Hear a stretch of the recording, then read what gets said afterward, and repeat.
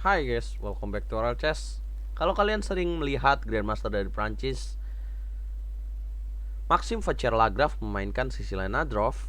Nah, kali ini RL Chess akan membahas variasi dari Cecilia itu, teman-teman. Nah, kenapa variasi Cecilia Nadrov ini layak untuk dimainkan dan bagaimana cara memainkannya? Kalian harus menonton video ini sampai habis, teman-teman. Langsung saja kita gaskan. Ya, buat teman-teman yang belum tahu, ide dari E4 C5 itu apa sih, Bang? Ya, C5 adalah ide untuk mencegah putih memainkan dua pion di petak sentrum ya, teman-teman. Apabila putih menjalankan D4, maka akan dipotong dengan C kali D4. Tidak membiarkan putih ada dua pion di petak sentrum. Nah, first move atau ide dari Cecilia Nadrov ya, teman-teman. Oke, kita take back dulu. E4, C5, kuda F3, D6, D4, C kali D4, kuda kali D4, kuda F6, dan kuda C3. Ini adalah ide dari awal Sicilian ya. Dan di sini banyak banget variasi, teman-teman. Apabila teman-teman menjawab dengan G6, ini beralih ke Sicilian Naga atau Dragon. Kemudian apabila teman-teman menjawab dengan N6, maka ini akan beralih ke variasi Sicilian Scheveningen. Dan apabila teman-teman menjawab kuda C6, dan apabila teman-teman melihat Grandmaster bermain dengan kuda C6, ini merupakan classical variation dari Sicilian Defense. Nah, bagaimana Sicilian Nadrov dimainkan adalah jawabannya A6, teman-teman. Ya, by the way, teman-teman tahu nggak sih kenapa dinamakan Sicilian Nadrov? Ya, buat teman-teman yang belum tahu, Sicilian Nadrov ini diambil dari nama pecatur yang berdarah Polandia dan Argentina. Ya, bener banget, Miguel Nadrov. Dan hebatnya, variasi Sicilian Nadrov ini juga dimainkan oleh mantan juara dunia ya. Kita sebut saja ada Fischer dan Kasparov yang memainkan Sicilian Nadrov. Nah, by the way, ide sebenarnya dari A6 ini adalah, ya kalian lihat ya warna merahnya, untuk mencegah putih memplot perwiranya di masa depan ya, atau di permainan di langkah-langkah berikutnya, yaitu untuk memplot di petak B5. Dan ide lain dari hitam adalah untuk mendorong pion B7 ke B5. Nah, ini the main idenya, teman-teman. Nah, sekarang kita akan lanjut ke variasi main lane-nya. Ketika A6, putih memiliki banyak jawaban, yaitu gajah A3 yang disebut dengan the English attack, atau gajah C4 dengan sebutan Fischer Sozin attack, atau gajah G5 yang sering dimainkan sekarang ya pada abad ini, yaitu main line. Dan kalau teman-teman sering lihat pecatur yang berhadapan dengan Maxime Vachier-Lagrave memilih dengan H3, ini variasi modern untuk putih, dilanjutkan dengan game 4. Nah, sekarang coba kita bahas satu-satu ya, teman-teman. Gajah E3. Nah, jawaban untuk hitam apa sih, Bang, di sini?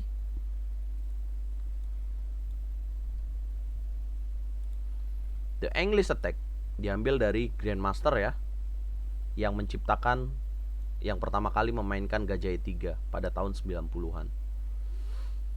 Nah, gajah E3, apa sih jawaban dari hitam? Di sini bisa memilih kuda G4, E5, atau N6. Ya, apabila memilih mohon maaf. Apabila hitam memilih kuda G4, maka putih akan menjawab gajah G5, kemudian hitam akan menjawab H6, gajah H4 dan G5, gajah G3 dan gajah G7. Nah, sekarang kita bahas satu-satu dulu ya, teman-teman. Bagaimana apabila hitam menjawab dengan E5? Ya, benar banget. Dan putih akan melanjutkan dengan kuda B3. Kemudian hitam di sini apa bagusnya? Yaitu gajah ke E6, teman-teman. Tujuannya apa gajah E6? Ya, benar banget, untuk kontrol di petak D5. Dan di sini biasanya putih menjawab, bukan biasanya ya, tapi yang paling bagus untuk putih adalah F3. Tujuannya apa? Untuk mencegah kuda ke G4. Dan selanjutnya putih berencana juga untuk mendorong pion G2 dan ke G4. Ya, ini adalah ide dari awal bermain dengan gajah E3 ya, teman-teman. Kemudian dijawab Ada dua pilihan di sini biasanya, bisa menjawab dengan gajah E7 atau H5, mencegah putih mendorong G4. Tapi coba kita jawab dengan gajah E7. Kemudian putih biasanya menjawab dengan menteri ke D2. Tujuannya apa? Yaitu untuk G2 G4, H2 H4 dan rokade panjang ya teman-teman. Ini yang sering dimainkan oleh putih untuk menyerang ke opposite castle dari hitam. Yang hitam biasanya rokade pendek. Oke, nah kira-kira selanjutnya jalan untuk hitam di sini apa? Yaitu dengan melanjutkan rokade. Ya, by the way, apabila di sini putih mendorong pion G4 ya, buat teman-teman yang belum tahu, ini merupakan sebuah langkah yang salah. Kenapa? Karena di sini hitam bisa mendorong dengan D5, kemudian apabila putih G5 akan dorong D4. G kali F6 dan gajah kali F6, ada satu pion di sini di D4 yang mengancam dua perwira. Dan itu jawaban terbaik untuk hitam ya teman-teman. Apabila putih mendorong G4, makanya di sini yang paling bagus adalah menteri D2. Kemudian hitam jawab rokade dan putih rokade. Ya, putih coba menyerang dengan G4, hitam juga mencoba menyerang dengan B7 B5 teman-teman. Both king castle on opposite side ya. Jadi keduanya rokadenya secara berlawanan dan ya seru banget makannya dalam permainan Sicilian Draft. Nah, apabila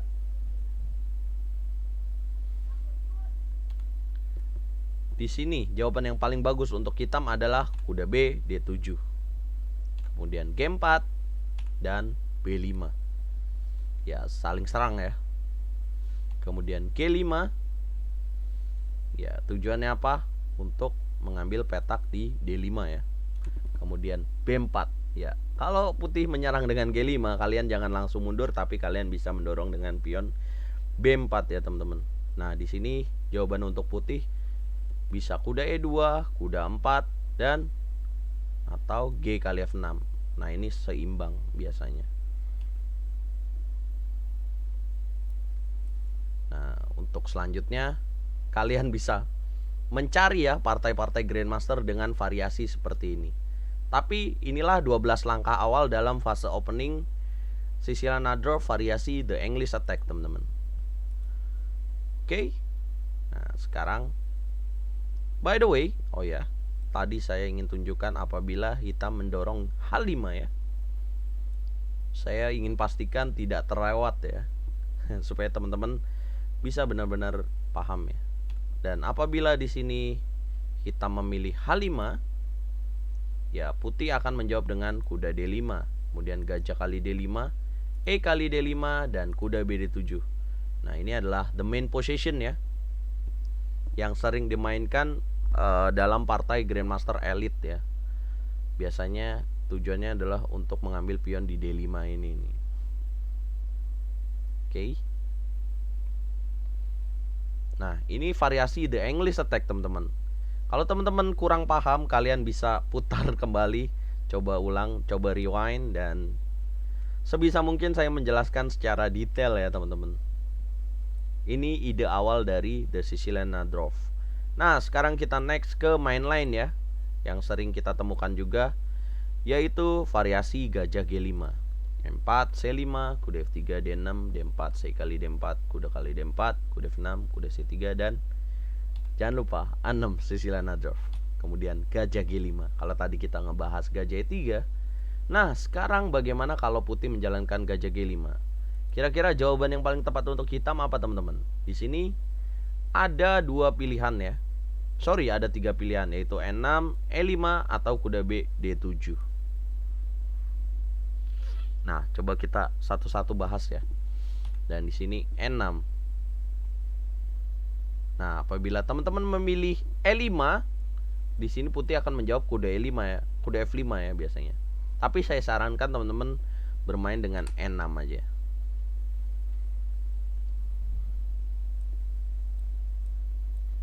Kemudian putih biasanya menjawab dengan F4 ya, benar banget. Nah, Kenapa putih menjalankan F4? Karena dia tahu bahwa gajahnya sedang mempining menteri di D8 dan kemudian melanjutkan dengan menteri H6. Menteri B6. Dan di sini jawaban yang paling bagus itu apa sih buat putih? Ya, menteri D2. Nah, bagaimana bila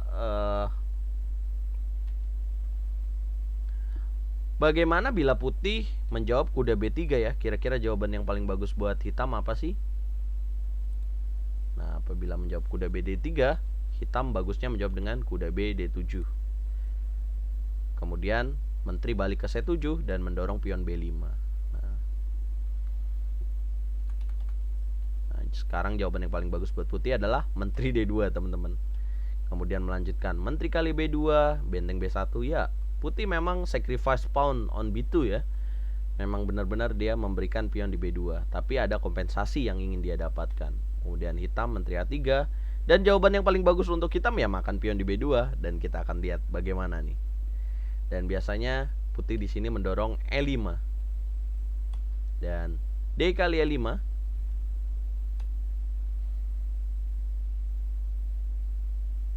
Kemudian F kali E5 dan kuda F D7. Ya. Kenapa kuda F D7? Karena gajahnya slicing ke petak D8 ya. Jadi bahaya banget kalau misalkan dia bisa buang kuda F, kuda D B5 ya. Ancaman checkmate di sini. Selanjutnya biasanya yang sering kita temui ya, dan secara teori putih melanjutkan dengan kuda ke E4 dan hitam bisa mendorong H6, gajah H4, menteri kali A2 dan benteng D1, kemudian hitam menteri D5 ya, mencegah ya. Ini bahaya banget nih gajahnya. Menteri D5 dan menteri E3, kemudian menteri kali E5 dan gajah E2, kemudian hitam melanjutkan gajah C5 mempining, gajah G3, menteri D5, C4 ya, gajah kali D4, kemudian benteng kali D4, menteri A5 skak, benteng D2 ya, of course tidak mau mengadu menteri karena dalam posisi menyerang. Kemudian rokade, gajah D6, F5, gajah kali F8 ya, memang diberikan ya. Kenapa? Karena ingin keluar dari tekanan pastinya. Gajah kali F8 dan kuda kali F8. Lihat, pionnya ada 6 sementara putih 3 ya, tapi kehilangan kualitas. Ya, putih mungkin memiliki kualitas, tapi dia kehilangan 3 pion, dan ini merupakan kompensasi yang cukup untuk hitam ya teman-teman. Dimana selanjutnya hitam bisa mengeluarkan perwira pelan-pelan E5, kemudian kuda 6 adu, makan-makan, dan lihatlah kekuatan 2 pionnya ini. Banyak pion ya, 6 pion lawan 3 pion, unggul 3 pion bagi hitam teman-teman. Nah, ini variasi yang kedua teman-teman, yaitu variasi mainline. Nah, sekarang the optional variation, yaitu M4, C5, kuda F3, D6. Oh ya, by the way teman-teman, ini juga bisa dipelajari untuk teman-teman yang bermain dengan buah putih ya. Teman-teman juga bisa belajar bagaimana cara menghadapi Sicilian Nadrov yang bagus. Kemudian D4, C kali D4, kuda kali D4, dan kuda F6, kuda C3, dan A6. Ini merupakan Nadrov variation dan variasi posisional gajah E2. Nah, ini merupakan variasi yang sangat sekali disukai oleh Karpov. Dia memainkan lebih dari 1 tahun ya, dalam beberapa dekade, bahkan dia bermain dengan gajah E2. Putih idenya adalah bermain dengan solid gajah E2 dan gajah E3 selanjutnya. Dan di sini apa jawaban yang terbaik buat hitam? Bisa E5 dan E6. Tapi yang paling terbaik adalah E5.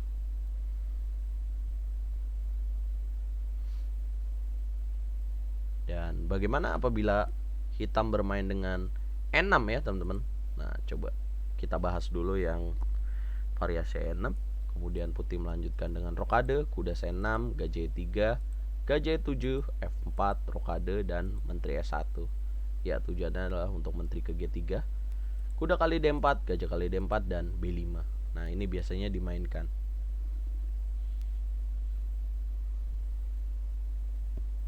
Tapi kalau kalian suka nggak sama variasi ini?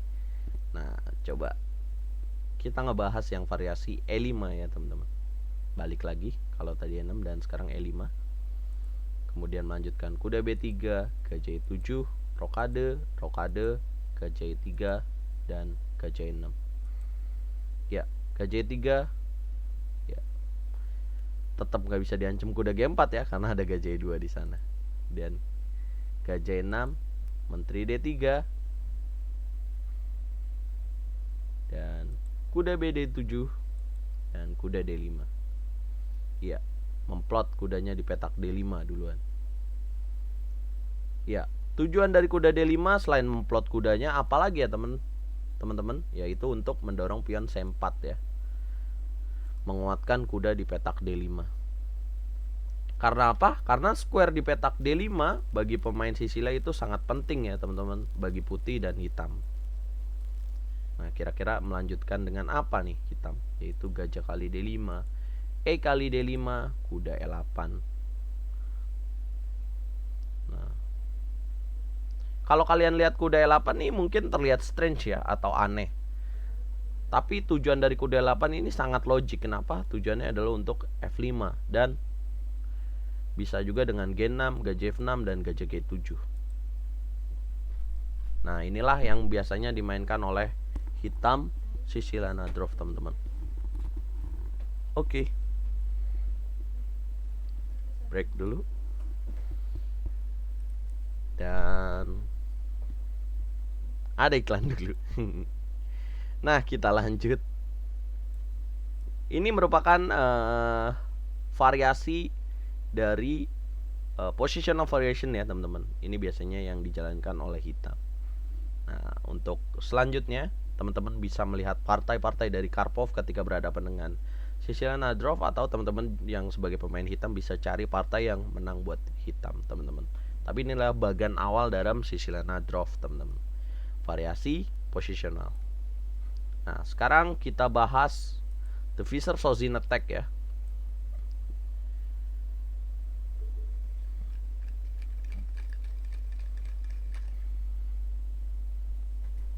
Yaitu M4, C5, kuda F3, D6, D kali C4. C kali D4, kuda kali D4, kuda F6, kuda C3, dan A6 ya. Dan gajah C4. Kalau tadi gajah E2, ini adalah gajah C4, variasi Fischer-Sozin attack.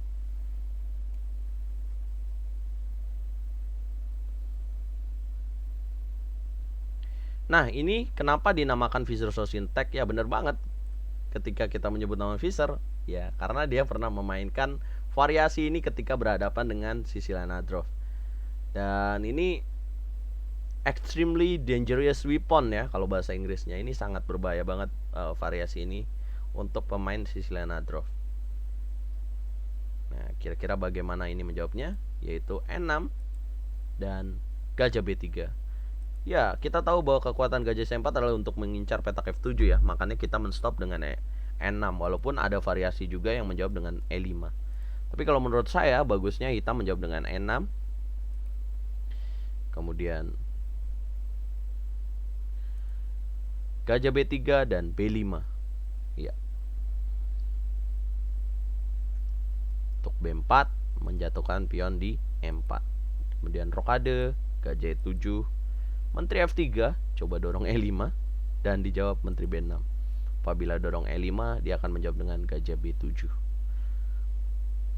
Dan ini juga ada ancaman ke kuda D4 ya teman-teman. Kemudian melanjutkan gajah E3 dan menteri B7 teman-teman. Keren ya, menteri D8 ke B6 dan menteri B7 manuver.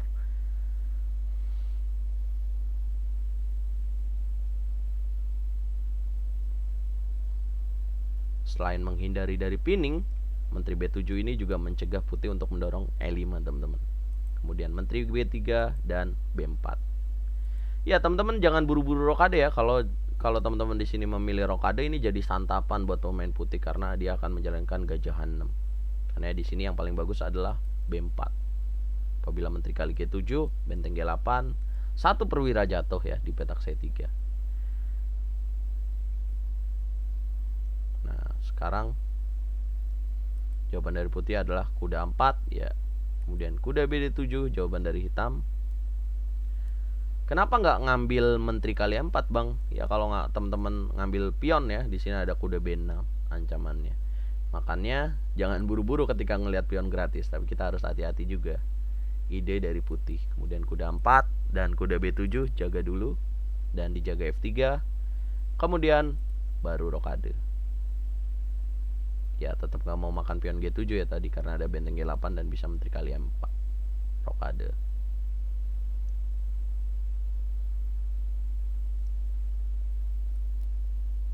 Oke, ini adalah variasi dari Visor Sosin Attack ya dalam permainan Siciliana Draft teman-teman. Oke, nextnya adalah the aggressive variation, yaitu the modern ya. M4 C5 ya. Kemudian di sini A6 dan H3. Variasi yang sering dimainkan di top elite Grandmaster turnamen ya. H3 dan di sini ada 3 pilihan, E5, E6 atau kuda C6. Tapi yang paling bagus menurut saya adalah E5. Kenapa nggak E6? Kalau E6 dia akan G4 ya. Kenapa nggak H6? Kemudian E5, ketika E6 G4 H6 dia akan gajah G2. Nah kalau E5 ini hitam juga menyerang teman-teman. Kemudian kuda DE2 dan H5 ya, mencegah G4. Karena ide dari putih adalah untuk dorong G4, makanya kita langsung taktis ya, jaga dengan H5.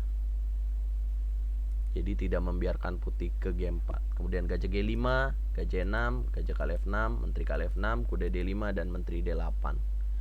Ya, ada ancaman C7, makanya menteri D8. Ya, putih mungkin punya kontrol yang bagus di petak D5 ya.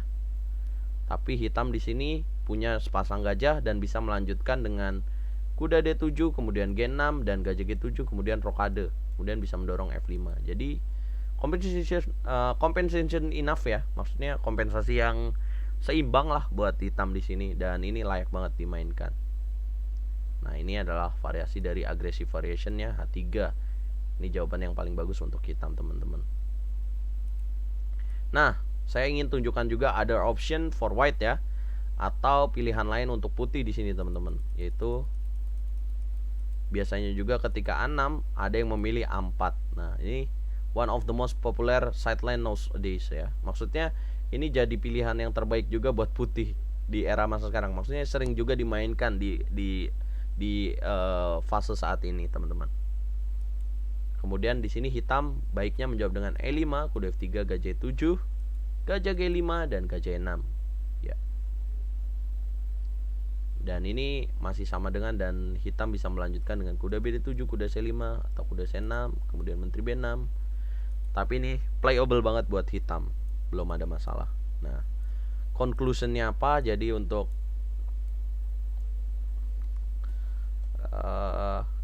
kalian ya, di video ini udah mengenal semua variasi dari Siciliana Draft teman-teman. Nah, RL Chess berharap kalian bisa menggunakan dari video ini kalian bisa memainkan Siciliana Draft yang udah dibahas tadi. Ya bang, cuma 12 langkah doang, gimana saya mau menang? Nah kalian bisa melihat partai-partai Grandmaster ya. Tapi pada intinya kalian udah punya kuda-kuda yang kuat banget nih untuk bertarung dengan Siciliana Draft. Nah semoga kalian suka dan berkembang dengan permainan Siciliana Draft ini. Kalian bisa banget mainkan dan playable banget. Kalian sekarang bisa memainkan sebuah variasi yang sering dimainkan oleh Maxim Vachier-Lagrave. Terlebih teori ini sudah dimainkan oleh Visser dan Kasparov. Jadi teman-teman layak banget untuk memainkan teori ini. Semoga kalian suka dan terimprove skill kalian. Satu lagi, teori yang dibahas di RL Chess. Dan please support RL Chess. Dan kalau kalian suka dengan video ini, dukung terus supaya channel ini berkembang dengan like, share, subscribe, dan komen. Bagikan juga ke teman-teman. Baiknya kalian ketika menonton video ini juga mencatat notasi ya, supaya kalian hafal. Dan coba request teman-teman, opening apa lagi yang akan kita bahas secara tuntas. Ya, by the way ini udah beberapa kali teks supaya kalian mendapatkan video yang bagus banget nih. Oke, saya pamit. Dukung terus percaturan Indonesia dan dukung terus RL Chess. Catur ya Indonesia Jaya.